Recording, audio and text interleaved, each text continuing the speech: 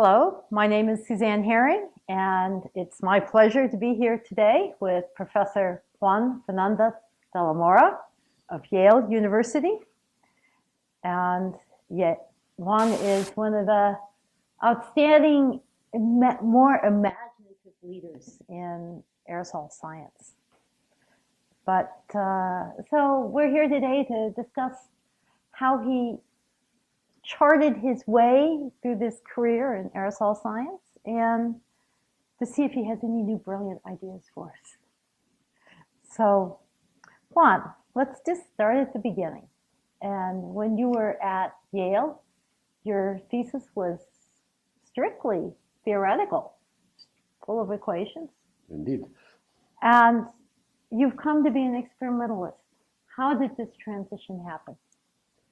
Well, before I answer that question, I'd like to say that I am really pleased that you, in your busy schedule, were able to take care of this interview. It's wonderful. I started receiving your influence very early on in my career, and this question is most appreciated. It's true that being a theorist has great advantages. You can sort of shift around from one field to the other. And I started as an aeronautical engineer, and through things which were unpredictable, such as who offers you a job position, I ended up joining Dan Rosner at Yale, who was the only one who sort of had enough trust on my not very impressive grades as an engineer. And so I ended up in the Yale University in the chemical engineering department, which was most unexpected because I was myself an aeronautical engineer. And his interests at the moment were aerosol science. And it was far from aeronautics, but I enjoyed it very much from the beginning. And my thesis was strictly theoretical. And there were some very interesting predictions which came about through the influence of another great Yale scientist, John Fenn, whom you know well. And we were studying the inertia of small particles. And John used to come to the student seminars, and he pointed out to me some work that he had done in the past, in which there were, he claimed that heavy molecules like, I don't know, xenon in a helium jet would exhibit inertial effects. And I read his work. I found it very attractive from the beginning, but eventually I convinced myself that it was nonsense and that couldn't be true, which was exactly the viewpoint that everybody had. But then eventually, on further thought, I realized how in fact, his ideas, he was a very intuitive man with an outstanding prediction ability, some sort of an intuitive computer in his mind. And so that got me interested on the inertial separation of extremely tiny objects like molecules. And I found that fascinating. And there were only two groups in the world that practiced that kind of thing. And it was in Germany, and they actually were the chief of that group was Becker, and they were separating uranium isotopes by using UF6 in hydrogen mixtures at Mach numbers of order 1. And in fact, the kinds of predictions that we had was that indeed you need large mass disparity, helium or hydrogen, at sonic or supersonic velocities, at Reynolds numbers in the order of 10. And so I was really eager to test whether these would work, and the consequence was, of course, that if you could separate molecules, you could easily separate particles of a few nanometers in diameter. But no one was interested in testing that prediction, and so I was lucky enough to join Sheldon Friedlander's laboratory, where I met you. You were the soul of that laboratory, and you sort of encouraged me to try to do that experiment. And in fact, you came and visited when I was at Yale shortly after. And but even before that, Brett Halpern, was a tremendous experimentalist at Yale. He was. Contrary to most other people, thought that perhaps it was not impossible to turn me onto not a great experimentalist, but at least good enough to do that experiment.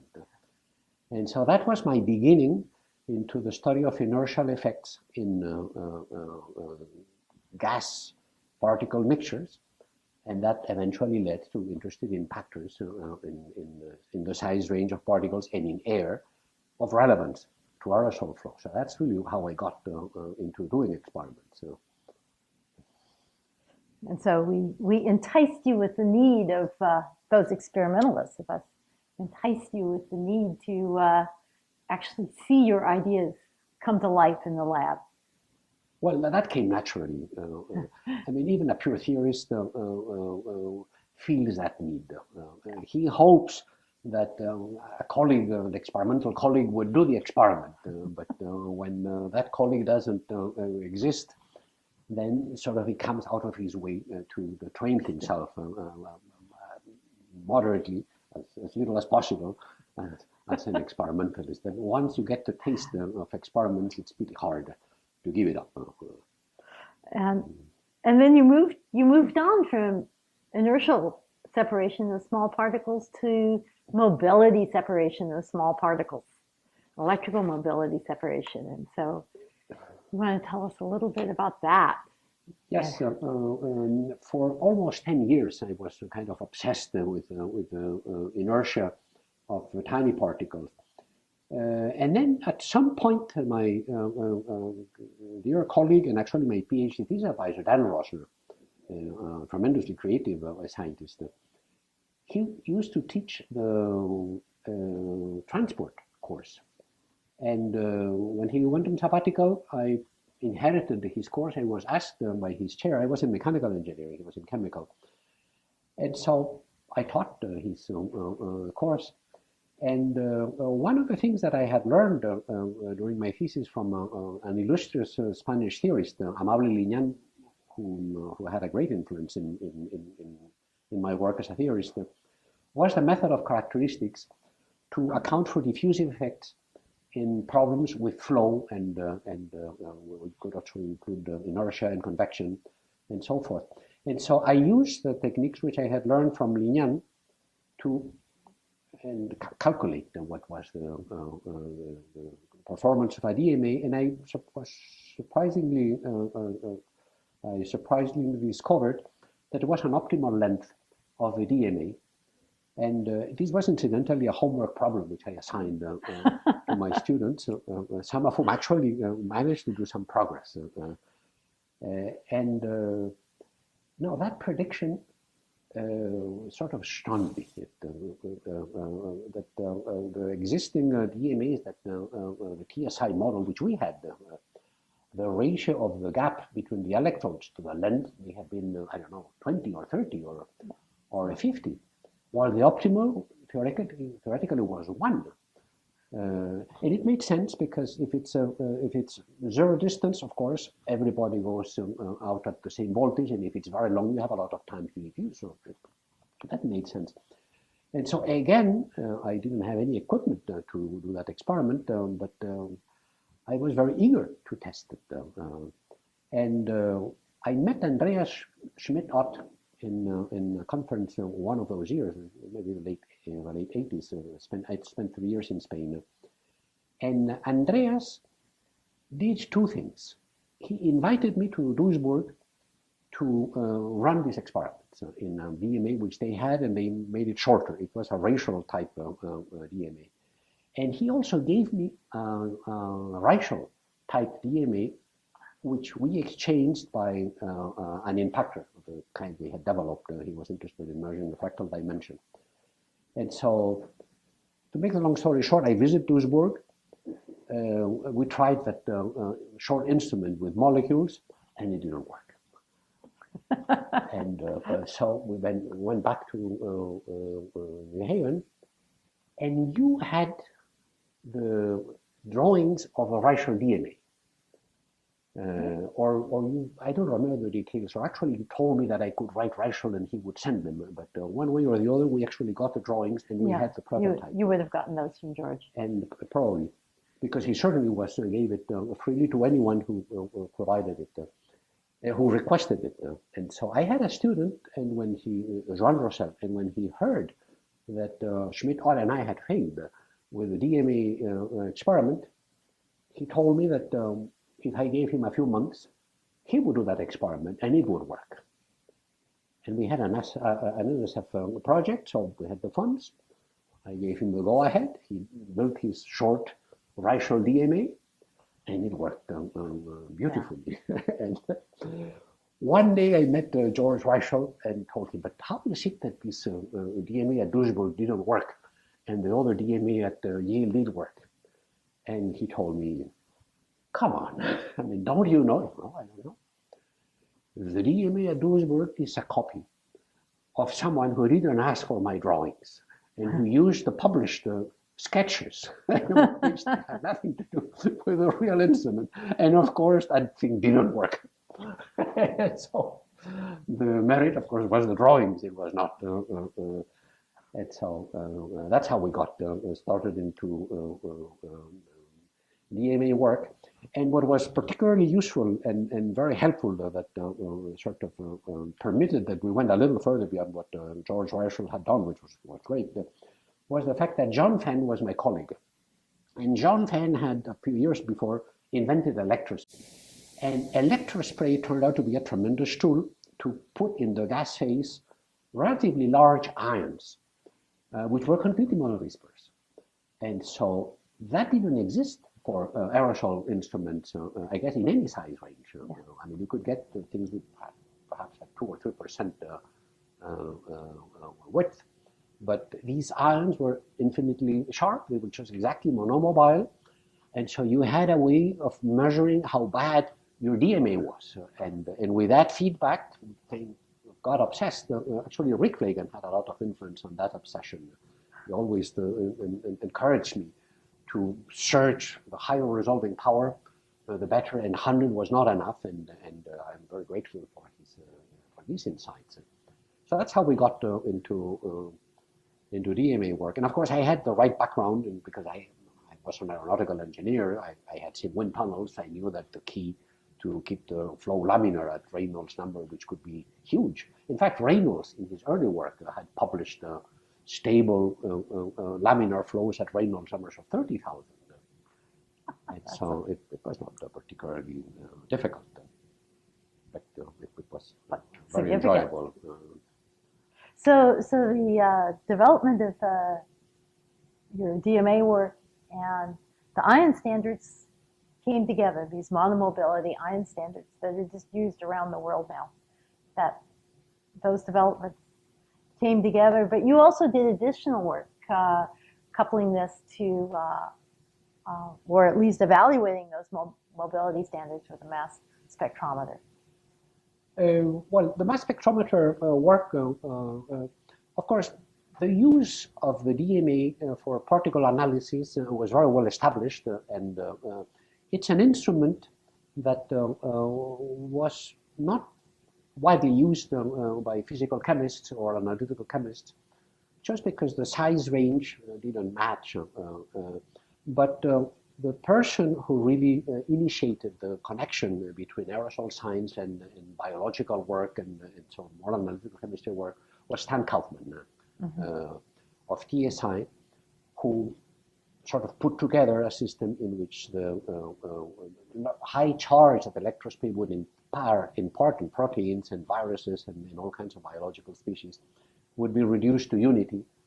And so now the charge variable would disappear from the picture, and a measurement of mobility would give you the size. So I was very impressed by Stan's work. In fact, I had myself tried to work with proteins before that, because that was the exciting thing that John Fenn had done. But it was not so easy to achieve correctly the charge reduction, and David Pui sort of helped in that process. And so once Stan had sort of impressed the analytical world on the possibility of using DMAs, we sort of extended it into the smaller sizes which we could handle with our DMAs. And the first Yale patent on high Reynolds number DMAs, which is sort of a very simple patent, it's a DMA run at a Reynolds number greater than 2000, which is sort of a critical value. So we just patented DMAs that did already exist, but were not run under that regime. So we started studying clusters, and of course, the key to apply this to mass spectrometer was making parallel plate DMAs, because the electrospray source is very intense in terms of charge density, and the speed of spatial of opening up of your spray plume may be 10 meters per second. And so in the time in which you advance 1 centimeter at the characteristic flow rates, you are lost 99.99% of your sample. And in a cylindrical DMA, because you have a round slit, it just takes a long time to travel around and get everywhere here. And so in the parallel plate DMA, you can put your source 1/10 of a millimeter away from the inlet, and so you can transmit 20 or 30 nanoamps of the electrospray rather than 20 or 30 femtoamps, which was what we could do before. And so that also was very efficiently, that parallel plate was also very efficiently coupled to a mass spectrometer, and so it was a marvelous combination for cluster studies, and we scored all kinds of exotic things with neutral evaporation. Your DMA would select a cluster, and then when you get to the mass spectrometer, you had that cluster, but another one which had 1 or 2 or 3 molecules of here. And you would start with something which had 3 charges on the DMA, and by the time it got to the mass spectrometer, it had 2 or 1. And so you could measure the kinetics of this single event. It turns out that you couldn't measure them very well in the mass spectrometer, because the thermodynamic state in the vacuum system of a mass spectrometer is not defined. But you could study these things in tandem DMAs, so we're kind of it was a rich field. And I should say that, of course, physical chemists tend to not be impressed at this moment by the DMA yet, because they have tools in which the resolving power, instead of being 50 or 100, which is the best that we've ever gotten with a DMA, more 50 than 100, but 100 is possible. They can achieve 200, 300 with ion mobility spectrometry instruments. But a year ago, there was the centennial of the quadrupole, or I don't remember exactly what anniversary. In the American Society of Mass Spectrometry, we had a special symposium on that anniversary.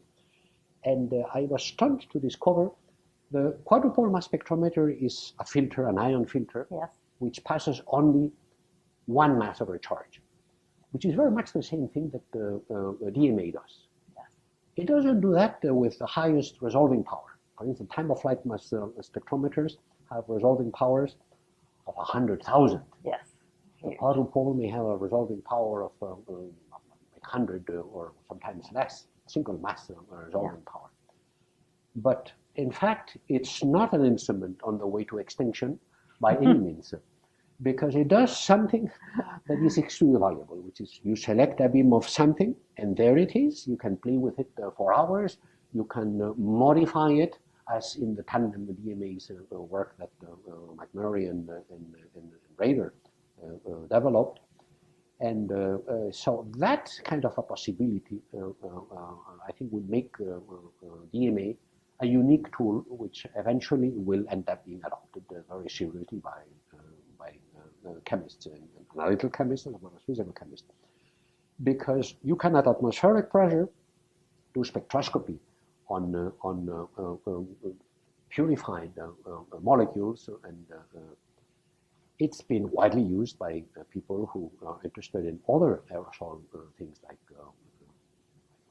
CNCs, for instance? How do you Yeah. challenge a CNC? In fact, I'm very Well- pleased to see that you're an adopter of our high-resolution DMAs to do these Yeah. great So- things that so- you're doing with water CPCs.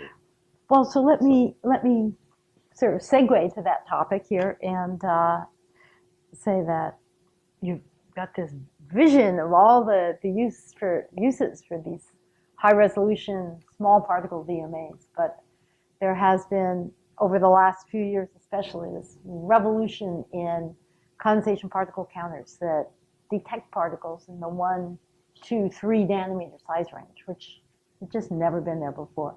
And all of these instruments, every single one of them is calibrated using your DMA and your ion standards. And so it's become the state of the art. So how did you manage or why is it that this technology now populates the nanometer laboratories around the world? That is a very interesting story. I should say that not all, because as you know, George Reichel was the early developer. I didn't discuss that then, but of course the key to be able to run an aerodynamic instrument at very high Reynolds numbers is a very good aerodynamic design.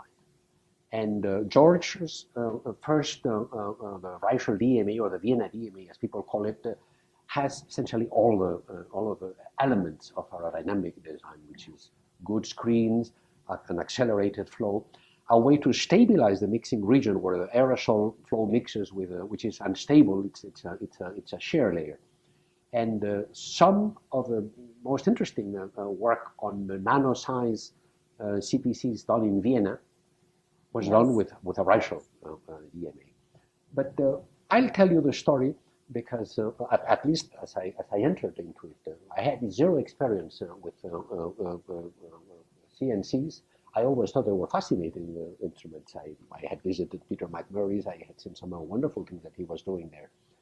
But at some point, I was recently married, so it must have been 94 or 95. Kikuo Okuyama invited me to spend a month in Hiroshima. And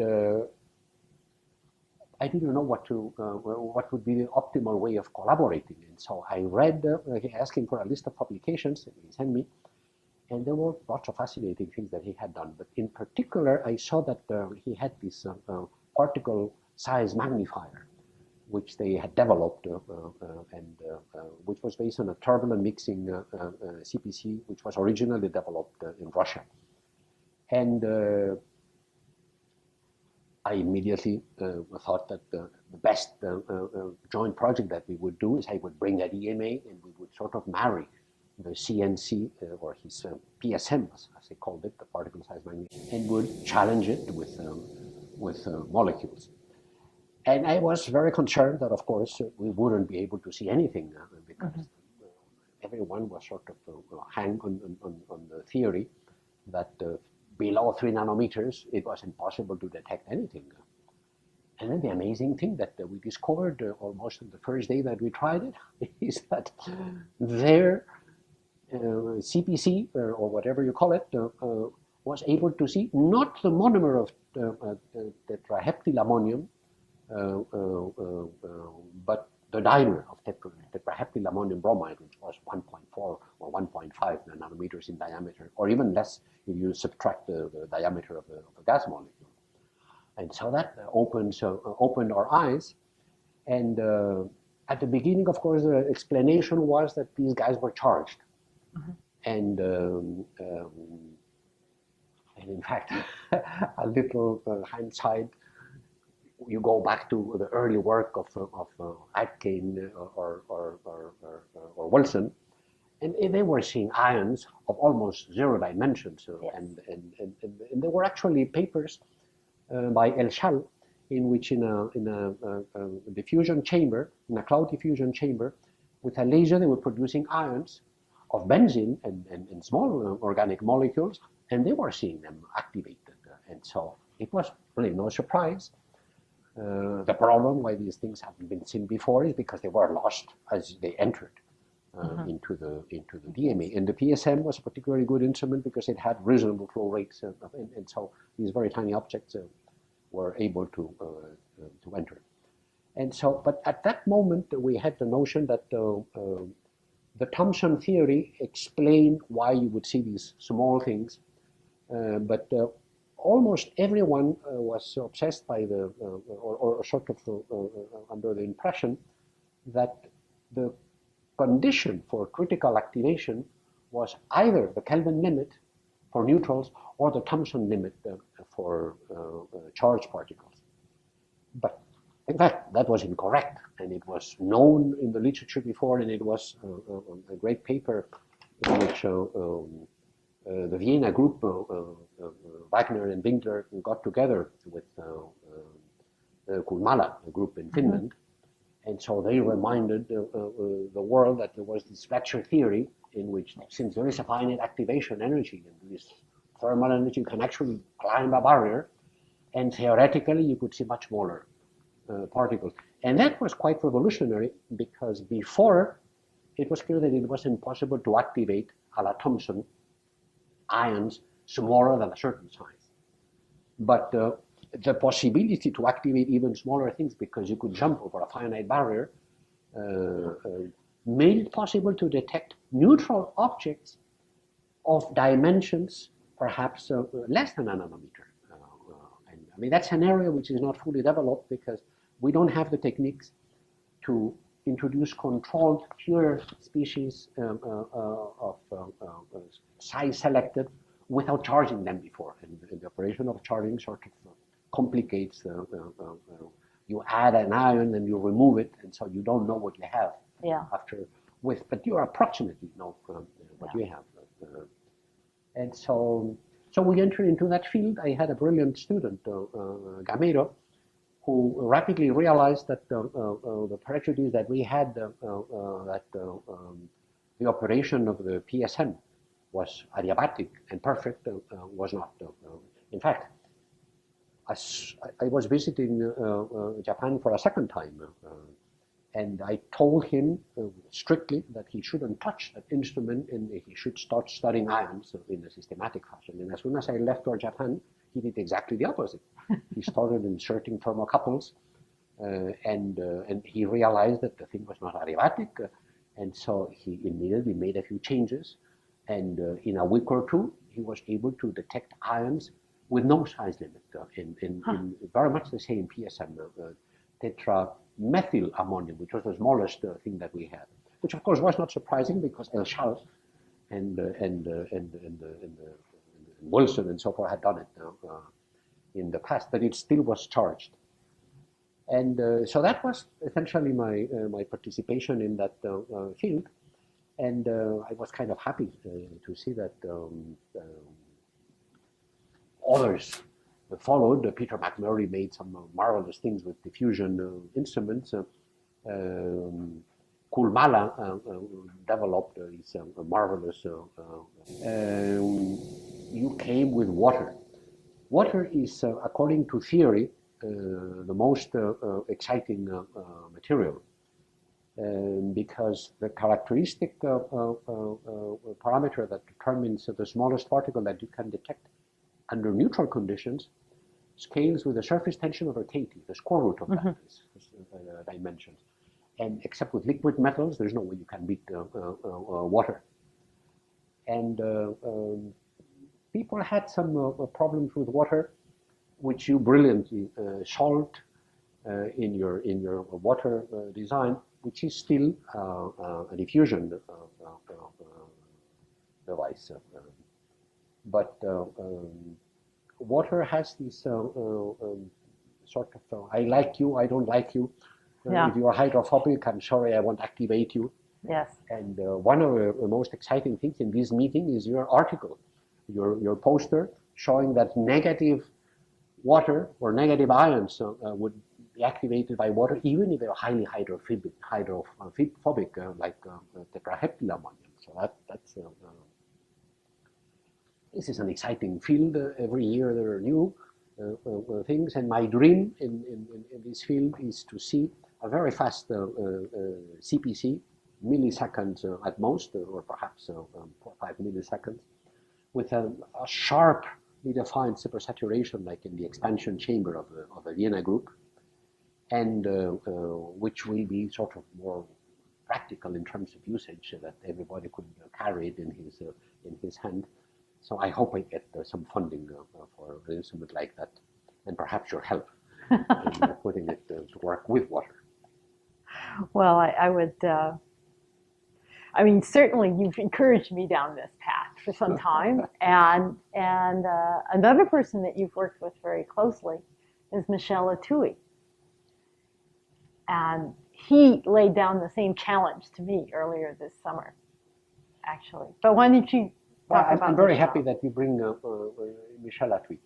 The history of the I've told you about the scientific side of this DMA development, but of course the industrial side, or the sort of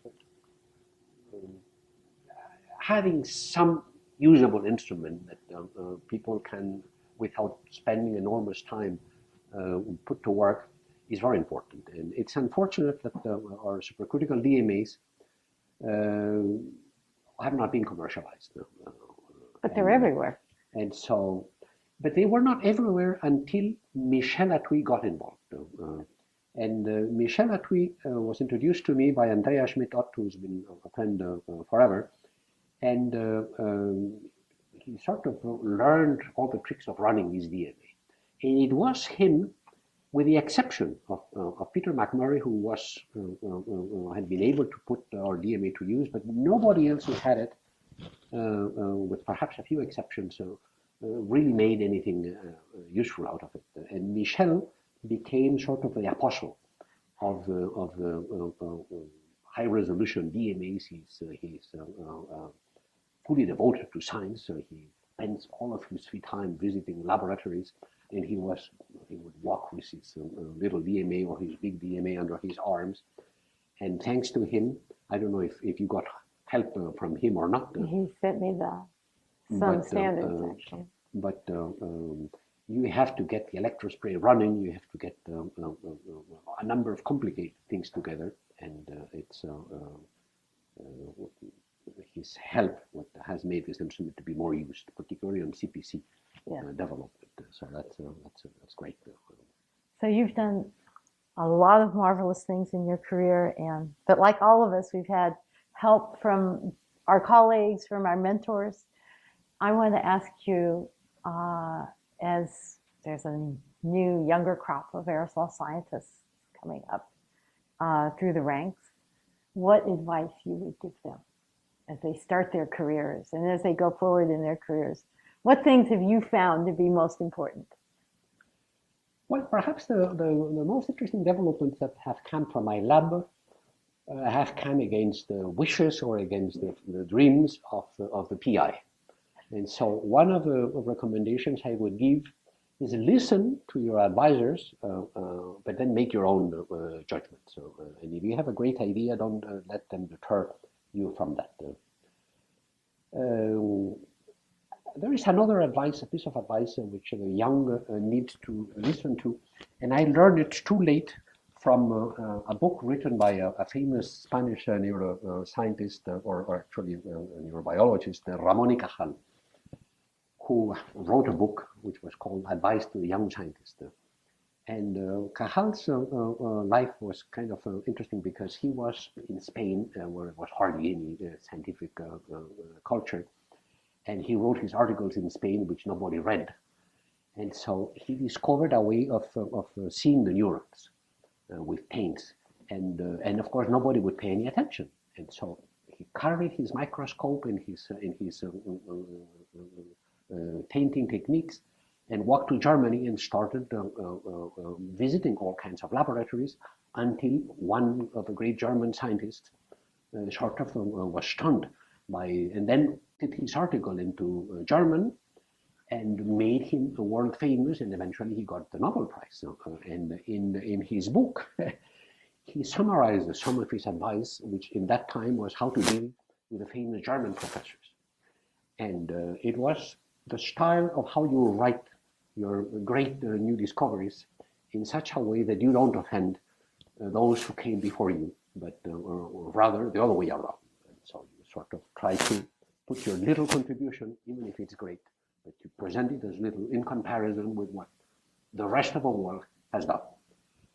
And it's an exercise of modesty, which turns out to be great for the career of a young person, because there is always somebody who came before you and to whom you owe debt, and you have to present your work with that perspective. And that I learned a little too late in my career, which didn't help. So. Well, very wise words. And Juan, it's been a pleasure, as always, talking with you. Thank you so much, Susan. Thank you. It's my pleasure.